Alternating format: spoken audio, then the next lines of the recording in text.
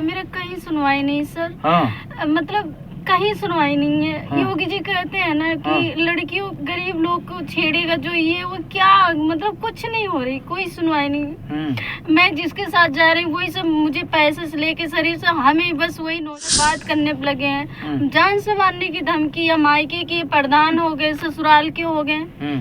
एक मानिक चरण गुप्ता है, उनका एक लड़का है, हमेशा बनाए जब तारीख देखने जाते तो कहते हम कहना नहीं चाहिए। और लोगों इनके साथ इतना जातीय करते हैं कि जिनके पास एक गुहार लगाने चाहते हैं वही इनका शोषण करते हैं, इनके साथ यूज करते हैं, इनके पैसे के साथ, इज्जत के साथ, सबके साथ। आखिर कहाँ गए? बहुत दुर्भाग्य है हमारे देश का। लोग कहते हैं कि पढ़ेंगी बेटियां तो बढ़ेंगी बेटियां, लेकिन एक ऐसी बेटी की आज कहानी रखूंगा कि आप चौंक जाएंगे। हालांकि आज इस कहानी को गाड़ी में इसलिए शूट कर रहा हूं कि इनके पीछे तमाम गुंडे, तमाम लोग कहते हैं ना कि लड़कियों के पीछे जिस तरह से पूरी जिंदगी बर्बाद कर दी, इनको बताया जाए तो बहुत काफी डर है, दहशत में है। इसलिए मैं कहा कि आप घबराइए ना, मैं आपका इंटरव्यू करूंगा, लेकिन क्या होता है कि चलते चलते कर लूंगा। एक जगह इनको डर है कि कहीं हमको गुंडे मवाली हमारा फिर पीछा करने लगेंगे भैया, इसलिए मैं इनको गाड़ी पे लेकर इंटरव्यू कर। क्या नाम हुआ आपका? थोड़ा सा नाम बताइए अपना। आरती साहू। आरती साहू नाम है। क्या है आपके साथ हुआ है?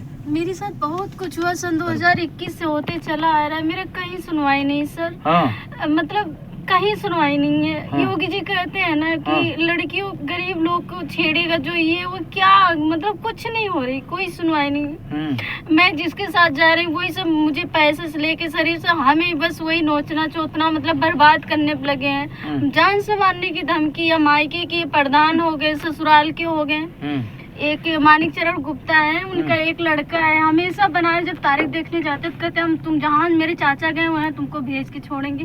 हमें मारना चाहते, जान से ये नहीं सोचते हमारे बच्चा कहाँ जाएगा। हम तो ये भी सरकार से कह रहे हैं कि हमारी जांच कराई जाए अच्छे से, हम अगर गलत निकलते हैं तो फांसी की सजा दें हमें, और क्या चाहिए। हमने शादी क्या कर लिया है सर, हमें एकदम तंग करके रख दिया। अब देख लीजिए, कहना नहीं चाहिए। एक लोग कहते हैं कि अबला नारी, वाकई आज समय मेरा रूह कांप गया। ये जिसके साथ न्याय मांगने जाती है, बहनें दोनों विधवा है। बताइए, दो बहन, अभी दो बहन है, दोनों के पति को मार दिया जाता है। कहना नहीं चाहिए। और लोगों इनके साथ इतना जातीय करते हैं कि जिनके पास एक गुहार लगाने चाहते हैं वही इनका शोषण करते हैं, इनके साथ यूज करते हैं, इनके पैसे के साथ, इज्जत के साथ, सबके साथ। आखिर कहाँ गया वो न्याय वाले दिलाने वाले लोग की इस तरह से कर रहे हैं। आज इनको मैं अगर गाड़ी में इंटरव्यू नहीं करता तो शायद इनके साथ इर्द गिर्द घूमने वाले घूम रहे हैं। इनको डर है कि कहीं मेरे साथ कहीं ऐसा ना। अच्छा, किस बात से मतलब इस तरह से आपको क्यों लोग मारना चाहते हैं? ये मेरे हस्बैंड जब खत्म हो गए थे तो जबरदस्ती वहाँ के कुछ माफिया लोग जबरदस्ती बच्चे के ब्लैकमेल करके गाड़ी में बैठा के हटा दिए गए।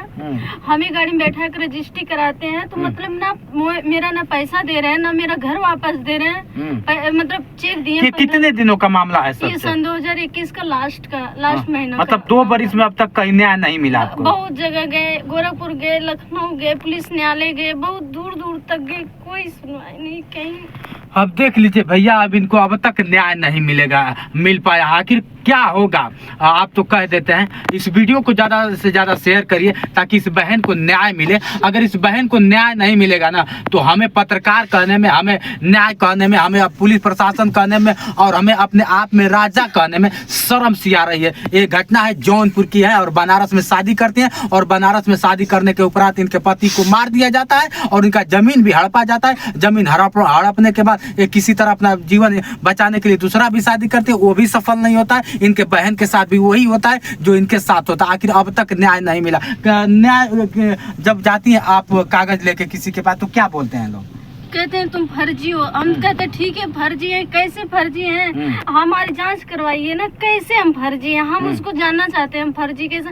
हम मंदिर से शादी, क्या ये कोर्ट में इजाजत है कि हम मंदिर से शादी नहीं कर सकते? यही है तो सब बंद करा दिया। मतलब पति के मरने के बाद आप दूसरा शादी कर रहे? नहीं, पति मेरा पहला पति से तलाक हो गया तो मैं अब दूसरी शादी लव मैरिज किया मंदिर से। अच्छा अच्छा जी। तो वो पति कहाँ है?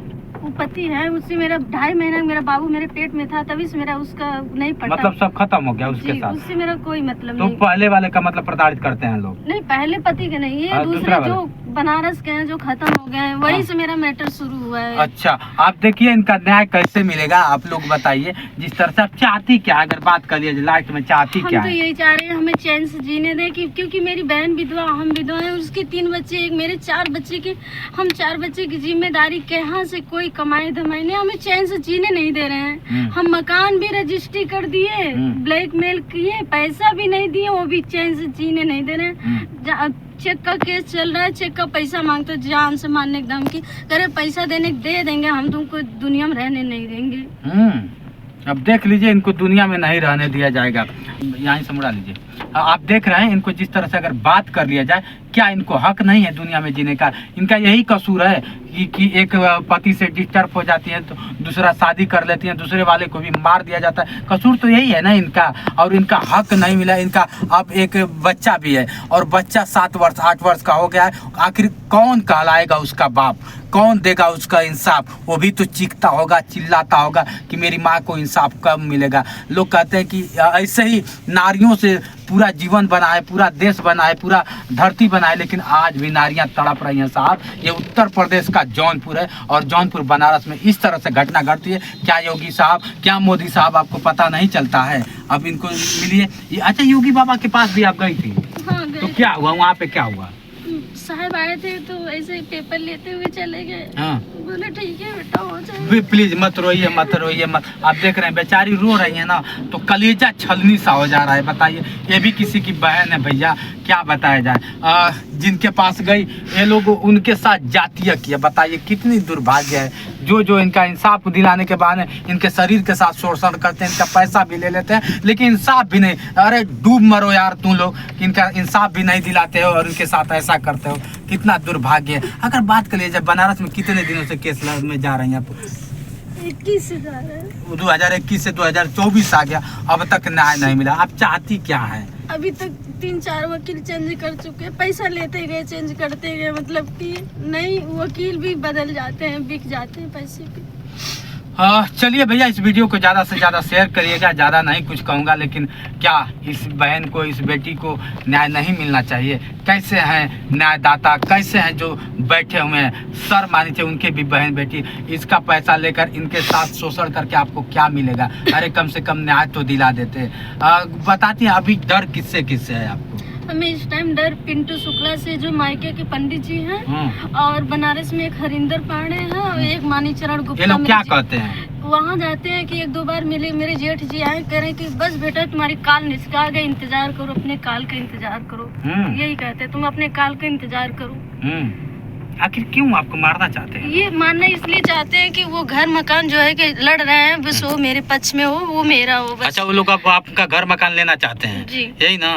अब देख लीजिए, अब यही है कि इनका पति भी मर गया, और घर, लोग कहते हैं कि धन दौलत धर्म सब चला गया, लेकिन कुछ न्याय नहीं मिला। ये रही आज हमारे बीच में थी आरती शाह जी हैं, आरती गुप्ता जी हैं। बताइए, इस तरह से है और ये हालात हैं इनके। अभी उम्र बहुत बड़ा नहीं है, लेकिन उम्र के पड़ाव पर सारी घटनाएं घट गई, लेकिन न्याय नहीं मिला। चलिए मित्रों, इस वीडियो को ज़्यादा से ज़्यादा शेयर करिए। आज के लिए बस इतना ही। बने रहिए वीडियो के साथ। मैं हूँ जितेंद्र और आप देख रहे थे जोश एक्सप्रेस। नमस्कार।